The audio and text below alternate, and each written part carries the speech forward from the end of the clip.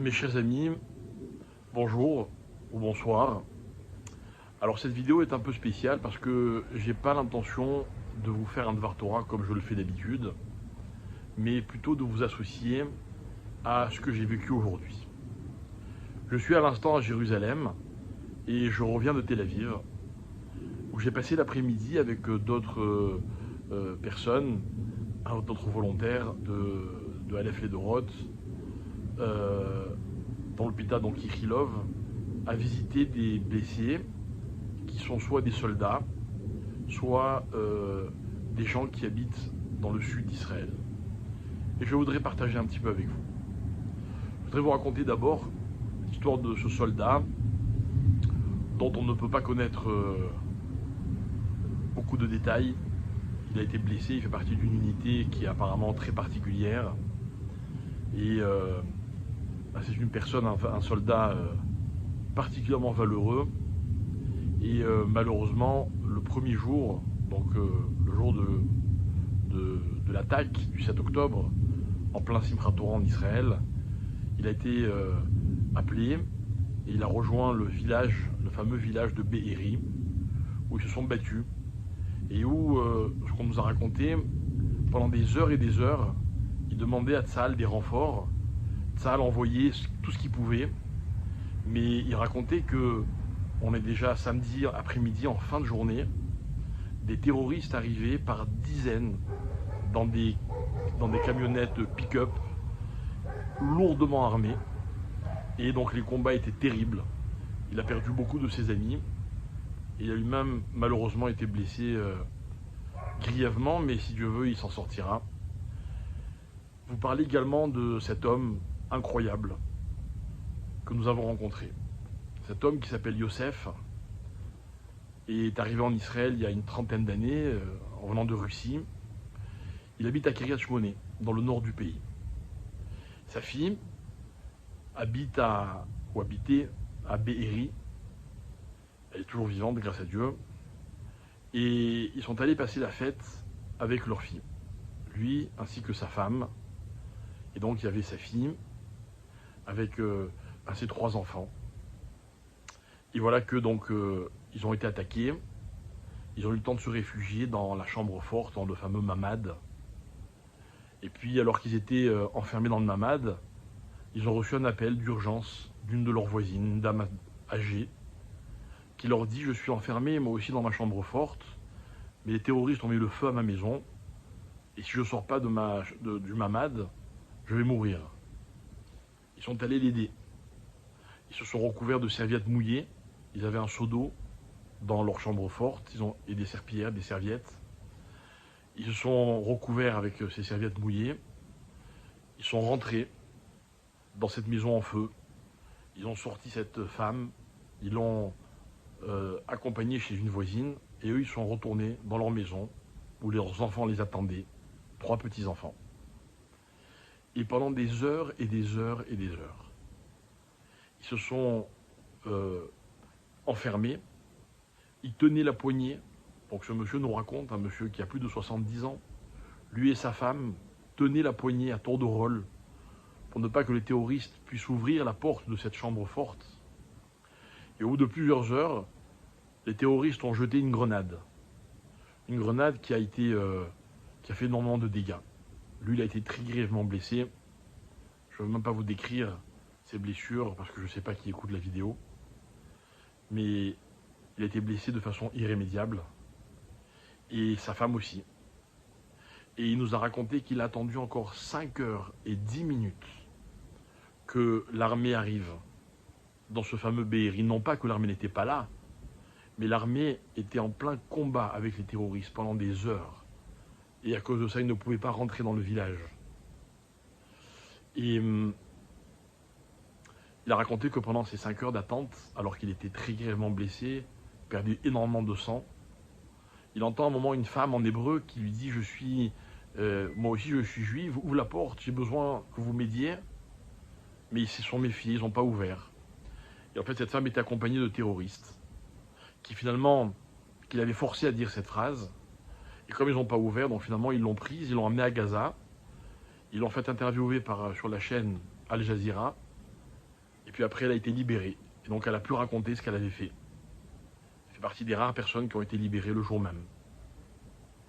Et donc, ce monsieur qui réapprend à marcher, qui réapprend à vivre, qui n'a pas encore pu voir sa femme, qui s'est fait opérer 5 fois, qui n'a eu que la visite de sa petite fille qui est hospitalisée dans le même hôpital, dans un autre service, et qui est venu le voir. Et j'ai vu les photos. Et voilà, avec un courage incroyable. Il nous raconte son histoire. Il se met debout comme il le peut pour nous montrer qu'il fait des progrès. Et voilà qu'une dame est venue un moment pour lui offrir un livre de Tehillim. Et il a dit, je veux pas. Je ne veux pas. On n'a pas posé de questions. Ça aurait pu être une fausse note, mais écoutez la fin. Au moment de partir, on l'a tous enlacé, embrassé. Et je me suis permis de lui dire cette phrase. De lui dire, tu sais, c'est pas grave. Si tu n'as pas de livre de Tehillim, parce que toi, il faut que tu t'occupes de toi, que tu te soignes et que tu guérisses, et nous, on va prier pour toi.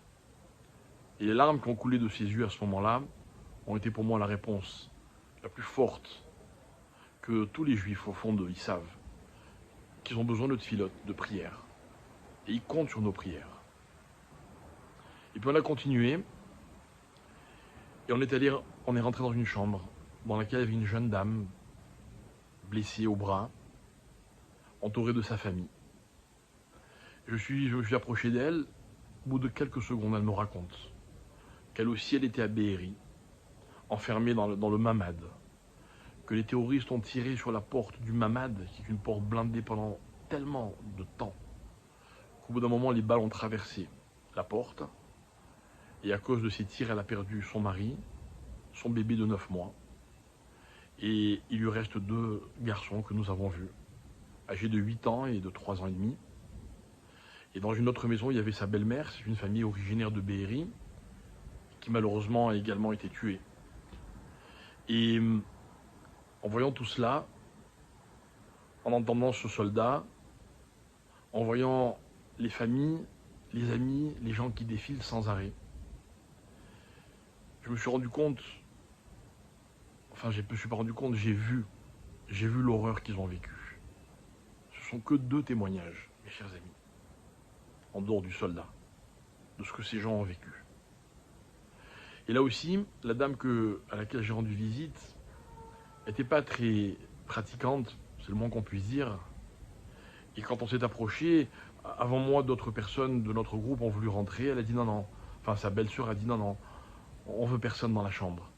Et quelqu'un a dit mais on est venu avec un rave. Ah, elle a dit ah oui, le rave il peut rentrer. Et je suis rentré. Juste parce que pour elle, j'étais un rave. Alors on a passé l'après-midi avec eux, c'était très émouvant. Mais ne croyez pas, on est sorti avec une force incroyable. Parce qu'on a entendu la même chose à chaque fois. Ils nous ont tous embrassés, enlacés, en nous disant, on est une même famille. Dommage. Dommage qu'on le réalise que dans ces moments-là. Et puis en sortant de là, avant de rentrer à Jérusalem, je me suis arrêté en face de la Kyria de Tel Aviv, pour ceux qui connaissent, sur l'esplanade du musée de Tel Aviv et de la bibliothèque de Tel Aviv. Et sur cette grande place, il y a une photo que vous avez peut-être tous vue. Il y a une étable immense qui a été dressée avant Shabbat, avec une place, une chaise et un couvert dressé pour chacun des otages, les bébés compris, avec des petites chaises de bébés, des biberons sur la table, des chalotes, du vin, un verre de kidouche. Et la table, elle est intacte, et autour, il y a toutes les familles que nous avons embrassées aussi. Et pareil, des gens, il y a encore quelques jours, on se regardait peut-être avec méfiance, et là, on s'est embrassés, on a pleuré ensemble. Et on a réalisé une fois de plus qu'on était une grande famille. Et tous m'ont dit la même chose, priez pour nous. Priez. Nous, on ne sait pas le faire. Voilà mes chers amis. Voilà ce que j'ai vu aujourd'hui et que je voulais partager avec vous. Le partager pas pour vous rendre triste, parce que vous le savez, c'est pas mon habitude, mais pour vous dire qu'en fait, ils nous ont pris des vies. Ils nous ont pris des otages. Ils essayent de nous briser, mais ils ne peuvent pas nous briser. Ils ne peuvent pas nous enlever ce sentiment de fraternité, d'unité, d'amour qu'il y a dans notre peuple. Alors, il s'est passé ce qui s'est passé, mais je crois que chacun, à sa façon, eh bien, on montre à Kadosh Baruch Hu qu'il peut être fier de nous. Et qu'il nous a donné la force, Hachem, de vaincre, non pas nos ennemis, parce que le problème, c'est pas eux, de vaincre les épreuves. Et croyez-moi, j'ai pris énormément de force de ces gens. De ce père dont le fils est retenu en otage à Gaza, et qui m'a dit, je sais que si l'armée israélienne rentre dans Gaza, mon fils sera encore plus en danger. Mais je sais aussi que s'il doit être sacrifié pour que Israël puisse continuer à vivre, eh bien je l'accepte. Et je lui ai demandé de répéter cette phrase, parce qu'elle était trop dure à entendre. Mais j'ai compris qu'elle est encore plus dure à dire, et pourtant il me l'a dite 2 fois. Ah, voilà mes chers amis, ce que c'est que le peuple juif. Un peuple déterminé, confiant, solide, qui doit être uni, parce que c'est dans l'unité, dans l'union, que nous sommes les plus forts. Et c'est notre réponse. Encore une fois, si je vous raconte tout ça, c'est parce que je veux que vous priez avec encore plus de ferveur et encore plus d'intensité. Avant cela, ce matin, je me suis permis de dire à la synagogue, quand on récitait des psaumes comme tous les matins, en ouvrant le Echal, je me suis permis de dire à tous ceux qui prient avec nous, je leur ai dit, quand vous allez dire les Tehillim, quand vous allez répondre Amen à la prière qu'on fait après les Tehillim, mettez-vous dans la peau d'une maman, d'un soldat blessé, d'un frère, d'un père, d'une grand-mère, qui prie pour son enfant, son mari, sa femme, son père. C'est ça qu'il faut qu'on ressente. Il faut qu'on arrive à ressentir ce que les autres ressentent. C'est ça la véritable unité. Et voilà pourquoi je voulais partager avec vous cette vidéo. Et je suis sûr que toutes ces larmes, que tout ce chagrin, mais aussi que tout cet espoir, et toute cette proximité, cet amour qu'il y a dans le peuple juif, eh bien fera que Kadosh Baruch Hu très vite va renverser la situation. Et Bezrat Hashem, on comprendra le sens de cette épreuve terrible, on en sortira grandi, on en sortira plus fort, et si Dieu veut que ce soit la dernière de toutes les épreuves que le peuple juif a vécues pendant toute son histoire. Bezrat Hashem, très bientôt, on verra la Géoula, je suis sûr. À bientôt.